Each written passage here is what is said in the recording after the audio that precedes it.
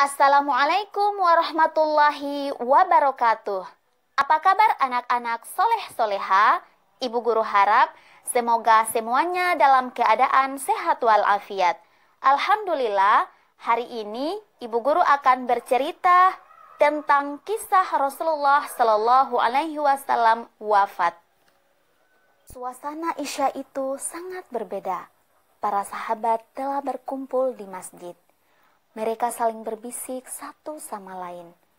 Rasulullah Shallallahu Alaihi Wasallam yang mereka nantikan untuk mengimami salat belum tampak. Bilal lantas menjemput Rasulullah Shallallahu Alaihi Wasallam dengan penuh rasa cemas. Bilal mendengar Rasulullah Shallallahu Alaihi Wasallam berkata, "Mintalah Abu Bakar untuk menjadi imam salat." Sementara itu, di masjid Abu Bakar belum terlihat. Oleh karena itu, para jamaah kemudian mengutus seseorang untuk menjemput Abu Bakar. Setiba di masjid, atas perintah Rasulullah Shallallahu Alaihi Wasallam, Abu Bakar maju mengimami salat. Beberapa isyarat tentang kepemimpinan Abu Bakar telah ditunjukkan oleh Rasulullah Shallallahu Alaihi Wasallam. Hal itu semakin tampak pada saat-saat terakhir kehidupannya. Sebagai contoh, suatu ketika ada seorang wanita datang menjumpai Rasulullah Shallallahu Alaihi Wasallam. Saat itu Rasulullah Shallallahu Alaihi Wasallam tengah berbaring dalam sakitnya. Si wanita itu bertanya, "Wahai Rasulullah, bagaimana jika aku datang dan tidak mendapati engkau di sini?" "Jika engkau tidak mendapati saya, temuilah Abu Bakar," jawab Rasulullah Shallallahu Alaihi Wasallam. Pada saat lain, ketika kondisinya semakin lemah, Rasulullah Shallallahu Alaihi Wasallam juga bersabda, "Tidak ada satupun pintu yang tersisa di masjid, melainkan akan tertutup kecuali pintu Abu Bakar." Masya Allah, begitu istimewa Abu Bakar di hati Rasulullah. Bunda Aisyah juga meriwayatkan bahwa saat kondisi sakit Rasulullah Shallallahu Alaihi Wasallam semakin berat, beliau memanggil Abdurrahman bin Abi Bakar dan bersabda lirih, "Berikanlah pundakmu agar aku bisa menyampaikan suatu pesan untuk Abu Bakar, agar tidak ada persengketaan atasnya. Allah dan kaum mukminin tidak menginginkan adanya persengketaan atas Abu Bakar."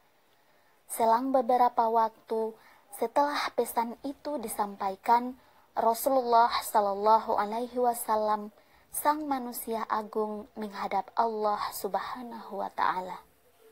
Seluruh kaum Muslim hampir tidak mempercayai dan larut dalam kesedihan. Betapa dalam kesedihan Abu Bakar. Air matanya mengalir deras, suaranya serak, seraya mengucapkan, "Inna lillahi wa inna ilaihi raji'un."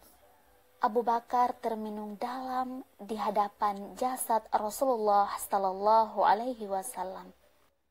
Ia menguatkan dirinya dan menyingkap kain penutup wajah sahabat yang teramat dicintainya itu. Kemudian ia menciumnya. Sementara itu, air matanya semakin deras tak tertahan. "Demi zat yang jiwaku di tangannya, engkau telah wafat ya Rasulullah.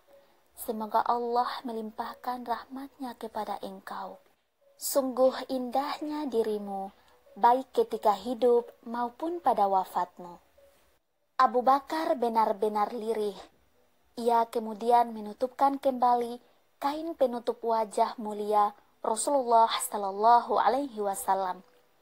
Selepas Rasulullah Sallallahu Alaihi Wasallam wafat, dimulailah kepemimpinan Abu Bakar atas umat Islam.